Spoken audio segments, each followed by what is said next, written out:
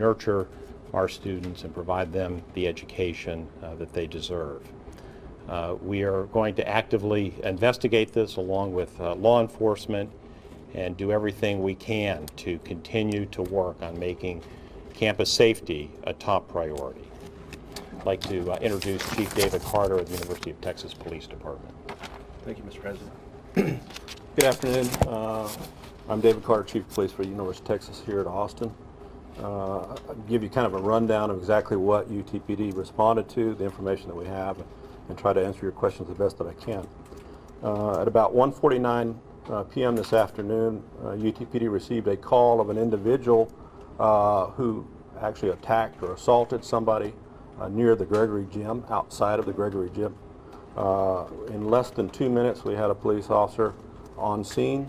The officer observed the individual walking away from an individual who was down on the ground.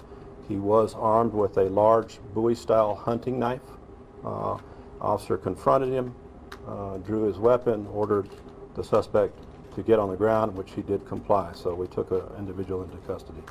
The officer discovered that, unfortunately, in addition to that single individual who had been stabbed, within about a block, there were 3 additional victims, all male, all determined to be students who were also stabbed. So we had a total of 4 victims. One, unfortunately, is deceased. The other 3 are currently receiving treatment at Brackenridge Hospital at this time.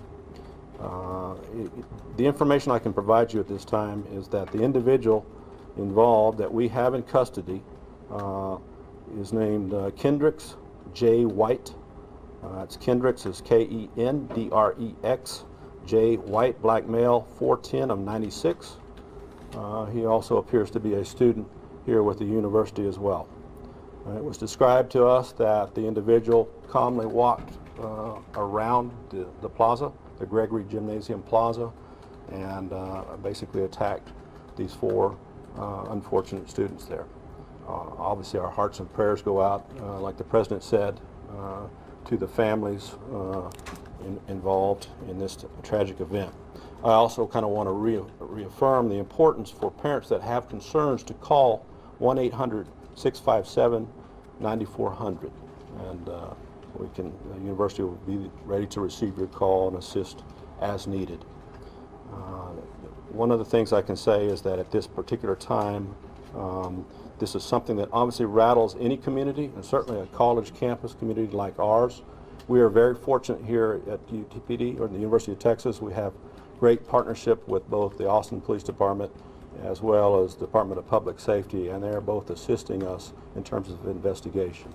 We've actually going to be working specifically with APD Homicide in the investigation of this particular tragic event.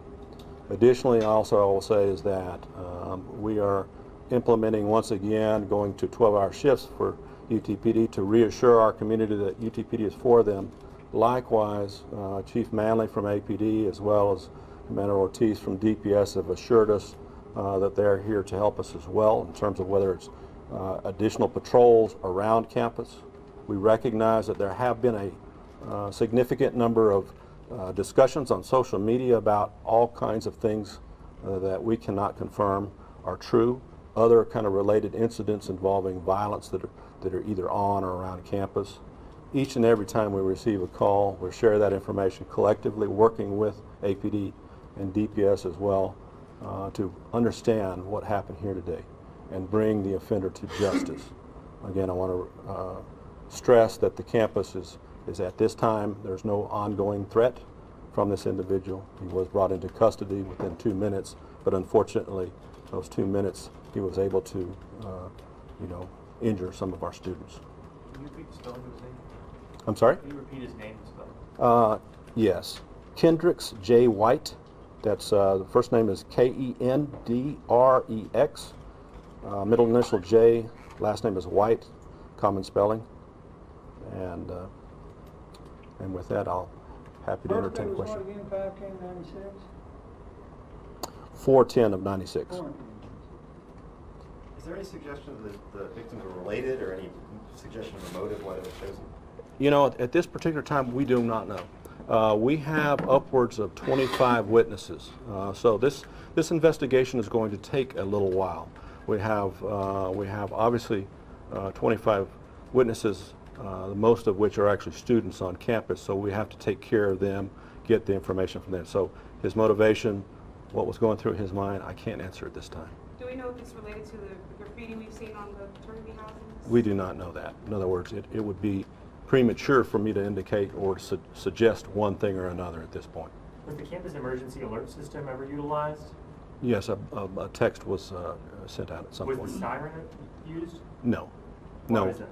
because the siren would have indicated there's something else going on, like a lockdown or something along those lines. However, as soon as the officers arrived, they took the individual into custody, so there was no ongoing threat at that point. What would warrant a lockdown?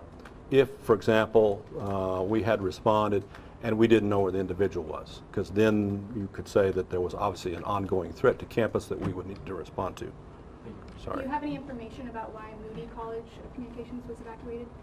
There were other reports of other kinds of things, perhaps misinformation. I don't know the specifics on that, but I know that there's no ongoing threat. Right now, there's a message out saying, West Campus residents remain inside with doors locked. We will keep you up to date with confirmed information. Is that the other incidents that you had referred to or alluded to kind of discreetly? I'm not sure which one you're referring to. It's what's happening right now near 26th Street. Okay. Oh, that would be a wrong jurisdiction. Okay. We're in close working with APD in terms of, but at the present time, we're not aware of any active threat other than the fact that, as I mentioned before, there's a lot of speculation. Anytime there's a large incident like this, you're going to see information going across social media, and hopefully we can get in front of that and share enough information for our entire community so they understand what's going on. That's from USG, UT student. I wanted to ask you really quick about the alert that went out. I guess it went out about 2:14 or so is what some students were telling us, about a half hour after the incident had happened. I don't know the timing on that. If the subject had not been in custody, would you have used that alert sooner? So one of the things that I just mentioned before, if there is a active ongoing situation on this campus where we have somebody that's causing active harm, and we've responded, but we don't know, then obviously we're going to do other kinds of issues. We're going to put out that emergency notification. We'll use the outdoor warning system. And in this particular case, the individual was taken into custody instantly, basically as soon as the officers were on scene. So you can understand that while people are obviously concerned and sharing information back and forth with each other in terms of what may or may not have happened, the situation was resolved fairly quickly. I had witnesses say that there was a guy with a concealed carry permit who flashed his gun at the suspect. Have you heard that at all, or do you know if that played any role in getting him stopped? I have no information like that. Can you confirm that all the victims were members of fraternities? I cannot at Was this there point. anything that tied the victims together? Did they know each other, or was this strictly random? We absolutely don't know at this time. In other words, I would suggest to you that there was a lot of students walking at that particular time.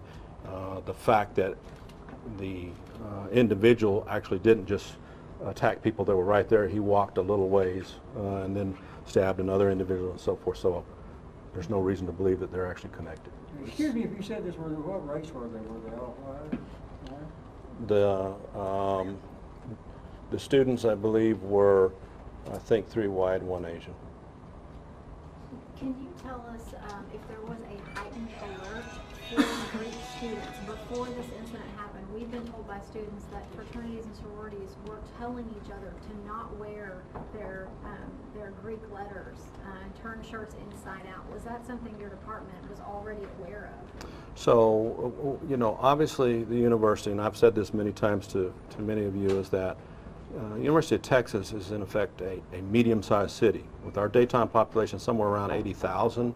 So there's going to be all kinds of issues. We're also a community of folks that are you know, highly engaged in a whole variety of different things. So the issue of vandalism involving fraternities, that was known. To my knowledge, I don't know if there's any specific threats to that community or if that's tied into this particular incident here. I want to stress today, because we got to interview at least 25 people that were actual witnesses, but also look at other folks friends and family, all those kind of things to see if we can understand what happened here. So I don't have anything that says for certain that there's a connection. Not saying it's not. You know, if the individual that was arrested was connected with any group or anybody, anything like that claims responsibility for this incident? That I'm not aware of. In other words, he's basically just been taken into custody. He's obviously going to be interrogated in that process. What information he's providing detectives at this point, both UTPD detectives and APD homicide detectives, I do not know. Do you know his year and major? I don't have that. He is a student though, and Yes. never know how long he's been here. I don't have that right now. Any idea what the banner could mean that was hung on, I think it was outside on the communications building that said tuition pays for bombs?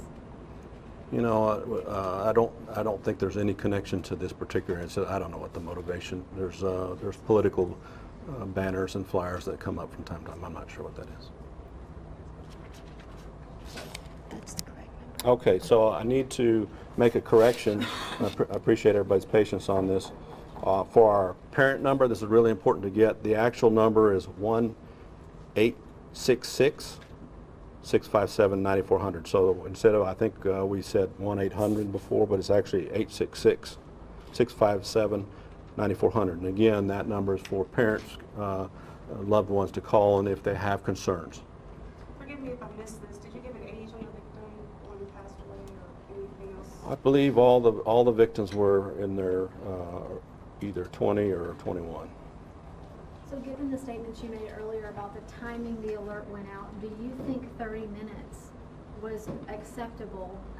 30 minutes passed between the time EMS tweeted that there was a situation going on campus and then the UT alert went out about 30 minutes later. There's two things. You know, the university tries to put out information as quickly as possible so people will know. But there's a difference between putting out information to help people understand and alleviate their fears, and then also putting out an emergency notification.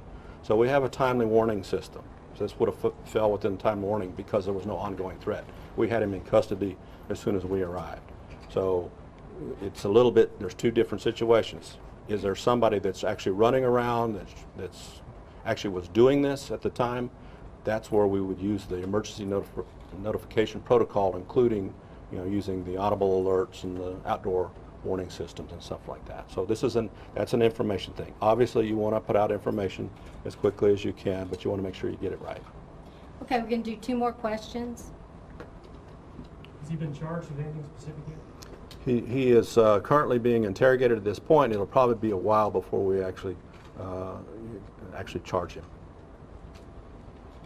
Can you tell us, has he said anything that you can tell us this point? No, not to the officers on scene. That would be something we have to find out through the process right now. So at this point, you believe he's working completely alone? You don't think he's connected to anyone else who wants to cause harm to any other students? I don't know what his motivation is, but we don't have any information that would suggest there's something else going on. If we find that out, if we believe there's a threat, we are definitely going to let you know. Okay, we'll be giving updates as details become available to us. Thank you all for coming. We really appreciate it. And that concludes our press conference today. I thought we were talking to the chief of complaints and members. I thought we were talking to you guys this about 5 people we were going to talk to. No. What's the chief's first name? Are you guys